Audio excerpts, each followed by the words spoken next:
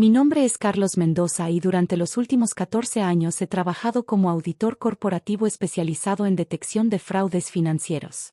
Lo que el arrogante gerente general de Constructora Hidalgo, Fernando Ruiz, nunca supo era que el empleado de limpieza que había estado ignorando y humillando durante los últimos 3 meses era en realidad un auditor senior enviado por la matriz corporativa para investigar las irregularidades financieras que habían estado reportando los accionistas minoritarios.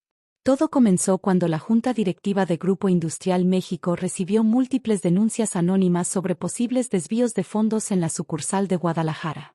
Como auditor especializado en investigaciones encubiertas, mi trabajo consistía en infiltrarme en organizaciones problemáticas para documentar irregularidades desde adentro, donde los culpables no podrían ocultar evidencia o manipular documentos. Carlos, me había explicado mi jefe, el director de auditoría interna, durante nuestra reunión en las oficinas centrales de Ciudad de México, necesitamos a alguien que pueda observar las operaciones diarias sin levantar sospechas. Los reportes sugieren que hay transferencias no autorizadas, facturas duplicadas y contratos inflados. La estrategia era simple pero efectiva. Me infiltraría como empleado de limpieza nocturno, lo que me daría acceso a todas las oficinas después de horas laborales, cuando el personal directivo guardaba documentos confidenciales en lugares que consideraban seguros. Durante 14 años de carrera, había perfeccionado este método, descubriendo esquemas de corrupción en empresas que nunca habrían sido detectados mediante auditorías tradicionales. Mi primer día en Constructora Hidalgo fue revelador. Llegué con mi uniforme de limpieza a las 6 de la tarde, cuando la mayoría del personal administrativo ya se había retirado. Fernando Ruiz aún estaba en su oficina, una suite ejecutiva con vista panorámica a la ciudad, hablando por teléfono en lo que claramente era una conversación personal sobre sus planes de fin de semana en Puerto Vallarta. Por supuesto que puedo reservar la suite presidencial, lo escuché decir mientras vaciaba el bote de basura de su secretaria. El proyecto de la carretera nos está dejando suficientes ganancias como para darnos algunos lujos. Esa primera noche encontré 3 facturas idénticas por el mismo trabajo de pavimentación, cada una dirigida a clientes diferentes. Era una técnica clásica de fraude, facturar el mismo trabajo múltiples veces para generar ingresos fantasma. Fotografié discretamente los documentos con una cámara especializada que parecía un teléfono celular común. Durante las siguientes semanas, el patrón se volvió claro. Fernando operaba un esquema sofisticado donde sobrefacturaba a clientes del gobierno, duplicaba costos de materiales, y creaba proyectos fantasma que existían solo en papel. El dinero extra se desviaba a cuentas personales a través de una red de empresas subsidiarias que él controlaba secretamente. Lo que más me molestó no fueron los números en sí, sino la actitud de Fernando hacia los empleados de menor rango. Durante mi tiempo como personal de limpieza, fui testigo de cómo trataba a trabajadores reales con desprecio absoluto. «Oye, tú», me gritó una noche cuando accidentalmente interrumpí una reunión que estaba teniendo con sus cómplices. ¿No ves que estamos ocupados? La limpieza se hace cuando nosotros terminamos, no cuando a ti te convenga. Disculpe, señor Ruiz, respondí humildemente, manteniendo mi papel. Solo necesito vaciar los botes de basura. Los botes pueden esperar, espetó con desdén. Gente como tú debería entender que hay prioridades más importantes que su trabajo insignificante. Esa misma noche descubrí contratos por 15 millones de pesos para un proyecto de drenaje que jamás se había iniciado. El dinero había sido transferido a una cuenta en las Islas Caimán, propiedad de una empresa fantasma que Fernando había establecido usando documentos falsificados. Para la 6ª semana, tenía evidencia de más de 200 millones de pesos en fraudes documentados.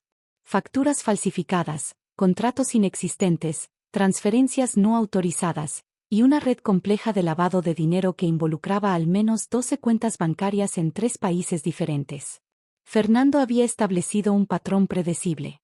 Cada viernes por la tarde, después de que el personal se retiraba, se reunía en su oficina con Roberto Vázquez, el contador principal, y Patricia Luna, la directora de contratos.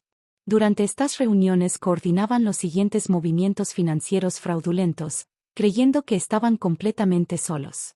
El proyecto del hospital en Tlaquepaque nos va a dar otros 50 millones. Escuché a Fernando decir durante una de estas reuniones mientras yo limpiaba discretamente el pasillo exterior.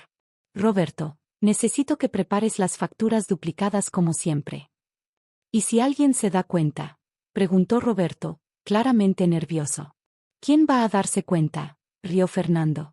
Los auditores externos solo revisan los números que nosotros les mostramos. Y los empleados de aquí son demasiado estúpidos para entender finanzas complejas. Fue esa arrogancia la que finalmente lo condenó.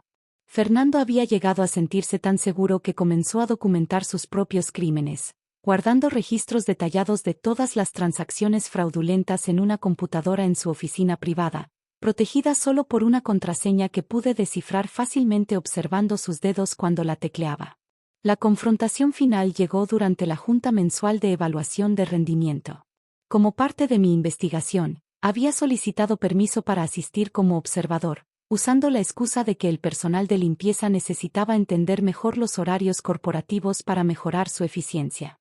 La sala de juntas era impresionante: mesa de caoba importada, sillas de cuero ejecutivo, pantallas de última generación mostrando gráficos financieros aparentemente exitosos. Fernando presidía la reunión con su habitual arrogancia, vestido con un traje de diseñador que probablemente costaba más que el salario mensual de 3 empleados. Como pueden ver en estos números, comenzó su presentación, nuestra división ha superado todas las proyecciones trimestrales. Los márgenes de ganancia han aumentado 300% en comparación con el año anterior. Los ejecutivos de la matriz asintieron aprobadoramente, sin saber que estaban viendo números completamente fabricados. Fernando había creado una presentación que mostraba ganancias legítimas mientras ocultaba el verdadero origen del dinero. Fue entonces cuando decidió humillarme públicamente. Durante una pausa en la presentación, me vio sentado discretamente en la esquina de la sala, tomando notas de lo que observaba. Un momento, interrumpió su propia presentación, su voz cargada de condescendencia. ¿Por qué hay personal de limpieza en una junta ejecutiva? Señor Ruiz, intervino uno de los directores de la matriz, entiendo que está aquí como parte de una evaluación de eficiencia operacional. Fernando soltó una carcajada despectiva. Este empleado de limpieza claramente no entiende nuestros estándares corporativos. La gente de su nivel no tiene la capacidad intelectual para comprender decisiones financieras complejas. El silencio en la sala era tenso. Pude ver las expresiones incómodas de los ejecutivos, varios de los cuales claramente no aprobaban el tono discriminatorio de Fernando. Señor Ruiz, continuó Fernando, dirigiéndose directamente a mí con una sonrisa cruel. ¿Por qué no nos explica qué entiende usted sobre finanzas corporativas? Estoy seguro de que será muy entretenido. Era exactamente el momento que había estado esperando durante 3 meses.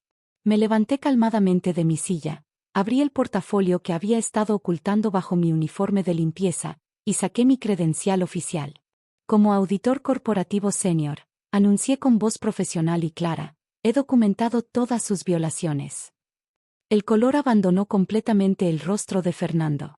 Roberto Vázquez dejó caer su café, derramándolo sobre documentos importantes. Patricia Luna se aferró al brazo de su silla como si necesitara apoyo físico. ¿Qué? ¿Qué está pasando aquí?, tartamudeó Fernando, su arrogancia anterior evaporándose instantáneamente. Abrí mi carpeta y comencé a distribuir copias de la evidencia a los ejecutivos de la matriz. Durante los últimos 3 meses he documentado un esquema de fraude que involucra 247 millones de pesos en fondos desviados, 156 facturas falsificadas, y 23 proyectos fantasma que nunca existieron. El director general de la matriz, Joaquín Herrera, examinó los documentos con expresión cada vez más grave. Estas son acusaciones muy serias. No son acusaciones, aclaré, sacando una tablet de mi portafolio. Son hechos documentados con evidencia fotográfica, grabaciones de audio legalmente obtenidas, y análisis forense de transferencias bancarias. Mostré la pantalla a la junta. Era una fotografía de Fernando contando fajos de efectivo en su oficina, dinero que según los registros debería haber estado depositado en las cuentas de la empresa. Esto es imposible, gritó Fernando, perdiendo completamente la compostura. Él es solo un empleado de limpieza. No puede tener acceso a esta información. Carlos Mendoza, me presenté formalmente, auditor corporativo senior con 14 años de experiencia en investigaciones de fraude. Licenciado en Contaduría Pública por el ITAM, maestría en auditoría forense por la Universidad Anáhuac, y certificación internacional en detección de lavado de dinero. El silencio que siguió fue absoluto. Fernando se había desplomado en su silla, su rostro una máscara de terror y comprensión.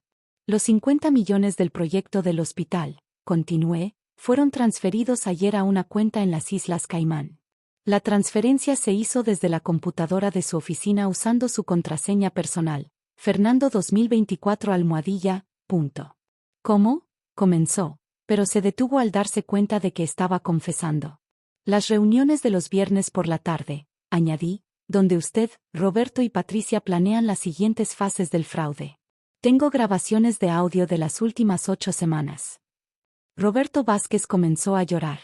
Patricia Luna se levantó y salió corriendo de la sala. El director Herrera cerró la carpeta de evidencia y miró directamente a Fernando. Señor Ruiz, queda usted oficialmente suspendido de todas sus funciones mientras se completa la investigación legal. Seguridad lo escoltará fuera del edificio inmediatamente. 2 agentes de seguridad entraron a la sala como si hubieran estado esperando esta señal. Carlos, Fernando me suplicó mientras lo escoltaban hacia la puerta, podemos llegar a un acuerdo. Puedo devolver el dinero. Señor Ruiz, respondí con la misma cortesía profesional que había mantenido durante toda la investigación, la próxima vez que alguien le parezca demasiado estúpido para entender finanzas complejas, recuerde que las apariencias pueden engañar. Los siguientes días fueron un torbellino de actividad legal. Fernando, Roberto y Patricia fueron arrestados y enfrentaron cargos criminales por fraude, lavado de dinero y malversación de fondos. Las autoridades fiscales recuperaron 198 millones de los 247 millones robados. Una semana después, recibí una llamada del director Herrera ofreciéndome la posición de gerente general de la sucursal de Guadalajara, con autoridad completa para reestructurar las operaciones y establecer nuevos protocolos de transparencia. Es irónico, comenté durante mi primera reunión como gerente, dirigiéndome al mismo personal que había visto mi humillación, que el mejor entrenamiento para dirigir una empresa honesta sea haber documentado una deshonesta desde adentro. 6 meses después, Constructora Hidalgo Guadalajara se había convertido en la división más rentable y transparente de todo el grupo corporativo. Establecimos programas de capacitación para empleados, sistemas de auditoría continua, y una política de puertas abiertas donde cualquier trabajador, independientemente de su posición, podía reportar irregularidades sin temor a represalias. En mi oficina, la misma que Fernando había usado para planear sus crímenes, colgué un diploma que resumía la lección más importante del caso. El respeto no se gana por la posición que ocupas, sino por la integridad con la que la ejerces. Y cada vez que un nuevo empleado se sorprende al ver a su gerente general ayudando ocasionalmente con tareas básicas de mantenimiento, les explico que nunca es vergonzoso hacer trabajo honesto, pero siempre es vergonzoso robar.